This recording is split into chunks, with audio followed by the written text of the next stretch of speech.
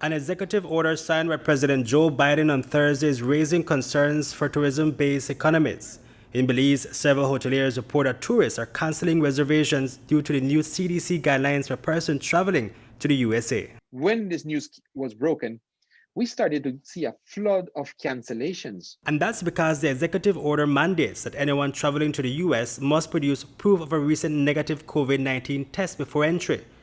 The executive order also mandates that travelers to the US are required to comply with other applicable C.D.C guidelines concerning international travel, including recommended periods of self-quarantine or self-isolation. But that is where it gets confusing, says BTIA President Stuart Crone. The problem seems to be more one of confusion on the part of people holding reservations. They don't want to cancel. They don't want to postpone. They want to travel, but they're just not sure what's going on.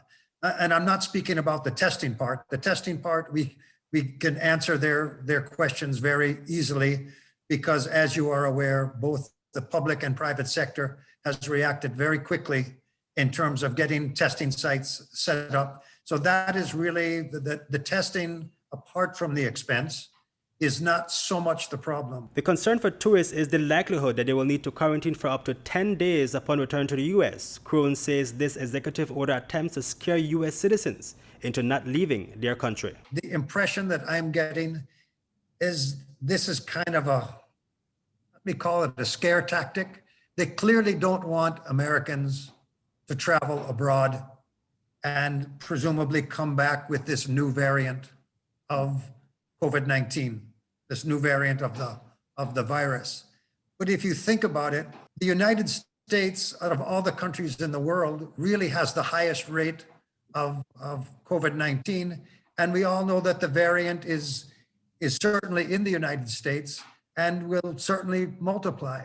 So why they think that someone from Belize or Jamaica or anywhere in the world is going to somehow contaminate their country in which the virus is already out of control, it does not seem to make a whole lot of sense. It seems like this latest executive order is kind of trying to scare people to stay home. And if tourists stay home, so do their American dollars. And right now, those in the industry need those dollars, especially since the tourism industry remains on its knees, struggling to bounce back. To keep bookings alive, Crone talks to his guests in a frank manner. Tell them, you know what?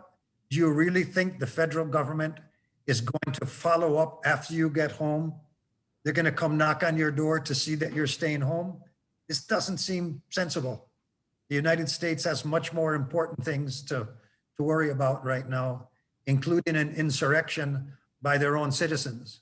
So you don't want to tell people to just disregard this thing, but to tell you the truth, it doesn't look like it's very serious. However, what is serious is the negative effects it can have on an already weakened tourism industry. It will definitely have a negative impact because there are many travelers, and I don't blame them, that are going to be a little bit frightened by this thing. I'm not about to tell my clients that the government is going to check up on them. I can show them what the whitehouse.gov says. It's not clear to me that government is going to go check up on them. To me, it sounds like a lot of legal gibberish that is trying to scare people. But I don't know if you have time today, but you might want to call the US Chargé d'Affaires and ask him what the heck is going on. Let him read the thing and ask him what he thinks of it, because it makes absolutely no sense to me. News 5 contacted the U.S. Embassy in Belize for clarification, and they referred us to the C.D.C website.